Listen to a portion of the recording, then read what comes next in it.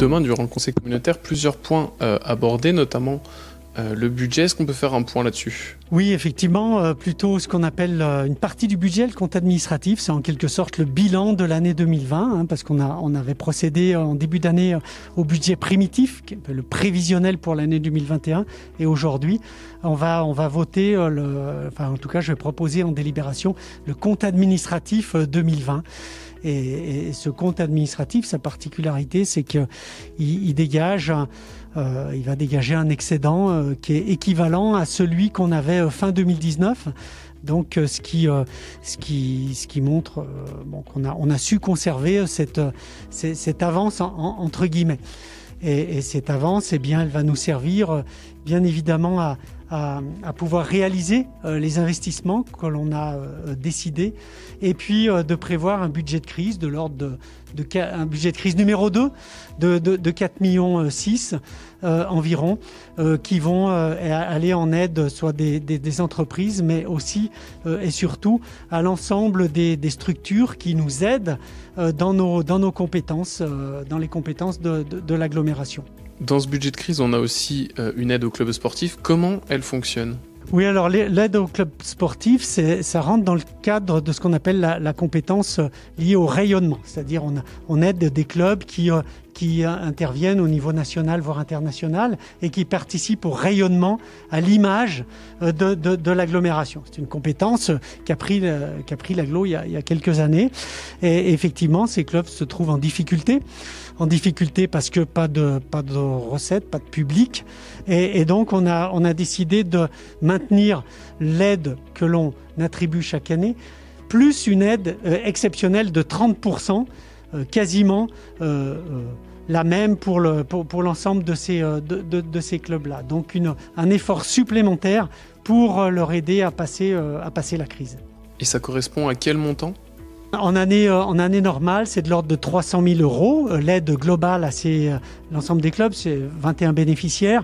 Et cette année, on ajoute une enveloppe de 110 000 euros, enveloppe exceptionnelle. Un point aussi sur la mobilité, avec l'offre Synchrobus notamment. Oui, ce que je vais proposer aussi en délibération, c'est d'augmenter cette offre en destination de nos stations de moyenne montagne, donc Aillon-Margeria et Fécla, avec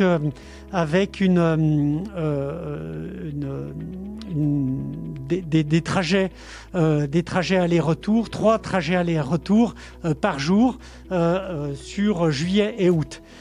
3 trajets aller-retour à Aillon-Margeria et 3 la Fécla. On parlait aussi dans ces propositions d'une sorte d'entente entre les réseaux de mobilité de Grand Lac et ceux de Grand Chambéry. Oui, des premières démarches ont été réalisées pour faire se connecter d'une manière plus efficace les deux réseaux de transport en commun entre Grand Chambéry et Grand Lac. Alors notamment, et on va avoir aussi une délibération à prendre là-dessus, côté Technolac, extension jusqu'au Bourget du Lac. Une proposition et délibération aussi autour d'une sorte de TER local.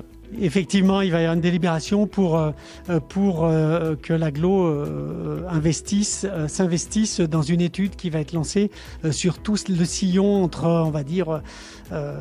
entre Grésy-sur-Isère et Saint-Pierre-d'Albigny, mais en tout cas entre les deux agglos, les 3 EPCI, Grand Lac, Grand Chambéry et Cœur de Savoie, la Comcom du Cœur de Savoie, sur une étude pour augmenter le cadencement des trains et avec des arrêts, en créant des arrêts supplémentaires à Vauglan, à Alpespace, à Cognin, voilà. Et cette étude va être menée par Métropole Savoie, qui gère le SCOT et qui a accepté d'être maître d'ouvrage de cette étude, avec un financement État, région, département, les 3 intercommunalités et également Métropole Savoie. Un des derniers points qu'on souhaitait aborder, c'est aussi les événements qui ont beaucoup fait parler, les attaques de loups notamment. Il y a des propositions à ce niveau-là aussi ? Oui, l'idée c'est de prendre une motion, de faire un vœu au niveau de l'agglo, puisque sur les 2 territoires, Bauges et Chartreuse, qui font partie de l'agglomération, on a la présence de loups, notamment sur les Bauges, la présence de loups avérée. Maintenant, avec les premières attaques, et certainement on s'attend à de nouvelles attaques, notamment sur bovins. Et ce qu'on a voulu dire là, c'est qu'on souhaite soutenir cette activité économique qui est importante, le pastoralisme, mais également demander à ce que les mesures de protection puissent être étendues aux bovins, ce qui n'est pas le cas actuellement. On a un petit vide juridique sur cet aspect-là.